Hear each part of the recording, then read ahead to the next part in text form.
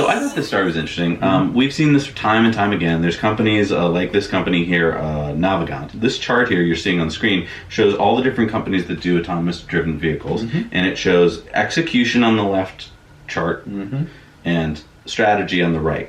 Okay, and of course Waymo is in the top spot, right there, and followed immediately by GM Cruise. Right. Oh, and then Ford is in there. So Ford, GM, Waymo are all in the perfect leader zone. In the leader zone. Then there's the contenders. Contenders. And there's basically they put everyone else in the contender zone except for Apple, Tesla, and Voyage. And they put them in the challengers. Now, I think what's hilarious to me is that Tesla is down at the bottom again in the lower left-hand corner. Right. And look at the data. It's all about data. Right. Okay? Tesla has the most data. How can you put them down there? I think what it is they must not be looking at where Tesla is, like what they're actually working on, but just what Tesla has out on the road, maybe? I think... Because, I mean, I get it. They're not like... Your car isn't just a fully autonomous thing. It can only, like, come to you from a parking spot, and then once you start driving itself practically almost immediately once you get on almost any marked road. Right. So I get it, right? It's not fully autonomous, whereas some of these Waymo cars are fully autonomous within a box. Okay, yeah. So, I mean, fine. and I think that the thought is that you don't look at the box. You're just looking at... We've driven an autonomous car in 2016 from one side of America to the other. Yep. I just drove one from the north of Europe down to Italy. We've driven to Florida. We've driven... Right. So, I mean... Practically everywhere. And basically, whenever we threw it in, it's getting better. Like, when we were in the Alps and we threw it in, you could drive in the Alps. So, that means nothing. This chart here, which is showing which company do you trust most to bring to market a self-driving car, Tesla gets the highest percentage at 24%. It's not terribly high, but it's much better than Waymo, which is like 1%. Weird. It is kind of weird. Because you would think just by name recognition alone, Waymo would do well. But what's also weird is that Tesla is down from last year. It was at 32% last year, now it's down. This means nothing. You can't really ask a bunch of people like, hey... Yeah, you know nothing about it. It's if I walked into the room and I was like, hey, everyone, so, which company do you think is going to be great for fusion energy? And everyone would be like, fusion sounds good. And they're like, okay, what about Fuse Technical? Fuse Technical? Anybody? Okay, cool. Yeah. All right, so do you know that 2,300 people in New York die prematurely every year because of... Because of bad salami. I don't think it's that high. Pizza. Nope. Bad car accidents. Nope. But it does have to do with cars, kind of. Mirrors. Boy, you need some more training. You confuse people with your mirrors, and then they... I don't think you could kill that many people. You could try it. Okay, what is it? Fine soot particulates, so basically air pollution.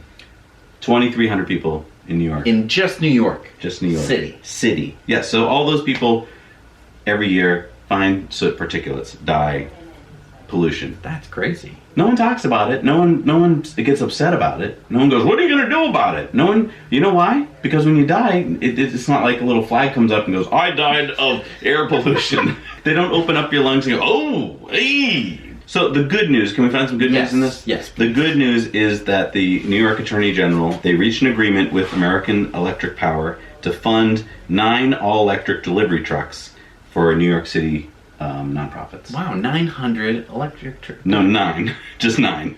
Just 9. 9. Chinese cities are installing thousands and thousands and thousands of electric buses. And here's the thing. Those 2,300 people that died, 70% of that diesel particulate is from diesel delivery trucks. So we're going to replace 9 of them. Just 9 of them.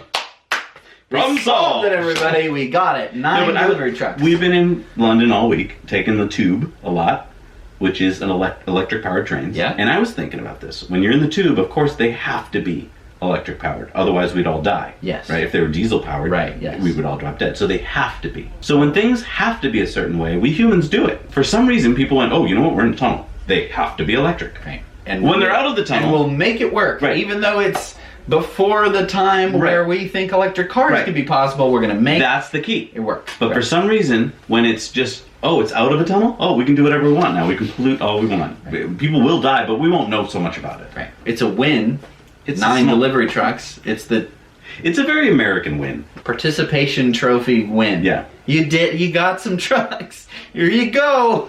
Check out the story about a portable-ish river hydro system. So normally you have a hydro system and you dam a whole thing, and then you just have a big dam, and Right, it's which got- throws off the whole ecosystem of the river, and you now formed a whole Sure. big lake and all but that. you kind get of a ton of power out of Yeah, it, right? this is Water's a there. tiny portable system that just floats in the river. Mm-hmm. It doesn't stop anything really; it just slows down a little portion of the river, Mm-hmm. and you get electrical power from it. And so far, they're using it to power very remote Alaskan villages, which are very hard to. You have to set up like a diesel generator and get the diesel out there. Right, So and this then you have to have the diesel, and as soon as Right. you run out of diesel, you have no power, and Right. you're in Alaska. right, and That's here scary. and here you got a river that's flowing all the time. I think this is a really cool solution, showing that there are renewable solutions to almost all these problems. Right, there's constant energy happening all over the earth, right? Yeah. And it's just about finding ways to wisely harness it. Yeah. Rivers and stuff like that. We've been using hydro for hundreds of years. Yeah, we we know how We're it talking works. about mills. Like we dug canals just to get mills power. You know, that's Right. kind of a crazy thing to think about, because when you think about power now, you think about power lines, you think about, maybe you think solar panels, maybe you think power stations. But to think that you could just take advantage of the natural, forces that are around you, whether it be solar, wind, hydro, it's impressive. It's really impressive. Instead of just, having to constantly feed something. You know what's not impressive? It's Toyota. We did it. We did a story. We did a story this week about some new Toyota electric vehicles, but Toyota still doesn't seem to get it. This is a quote here from Bob Cotter, who's the executive vice president of sales for Toyota's Motor North America, and he said, "On electrification, we see an opportunity in North America, but it's much further down the road. The average vehicle today costs $34,000, and for many EVs, the battery costs $34,000. The economics are not there." Batteries cost $34,000? Yeah, so let's do the math here. Right. If he's right about that, the average battery, let's say he's thinking about like a 60 kilowatt hour battery, Right. that would mean that it would be $550 per kilowatt hour. Who's paying that?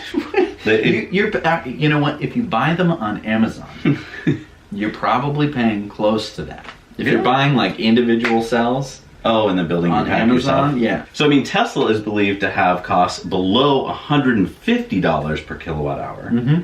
But let's not even go there. Let's just say $150 per kilowatt hour. Sure. So we're not even going sub like into the Tesla zone. I think they were still paying higher than 150. Even if they are, that I mean, still because- works out to $9,000 or $10,000 for that battery pack. So what Right. is Toyota talking about? Are they overnighting these batteries? Like Yeah, what that's- could possibly? I think that's what it is. I think they're completely clueless. They don't have any supply chain for this stuff, and Right. so they have no idea what the costs are. And they're just living in like dreamland here. I know. I think that it doesn't hit them, right?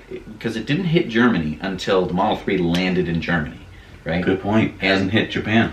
I don't think, Model 3 has not hit Japan, but I feel like they've always had a little bit of electrification. They've always had a lot of hybrid, Mm-hmm. or some hybrid, and they like the idea of hydrogen. Yeah, they're hoping for hydrogen. I think they're just holding out for They're that. just holding out. Holding out They're for the just hydrogen. thinking that the Model 3 is just going to roll over and die. I don't know. what are you- How could you have an executive vice president that spouts off numbers that are so incredibly wrong? so blatantly, obviously fact checkable Yeah. that it's embarrassing. And if those are the numbers that they're like, well, we tried to make a car, Mr. Carter, but it would cost $34,000 just for the battery pack. Those guys should be fired. I mean, what are you thinking? yeah, I don't know.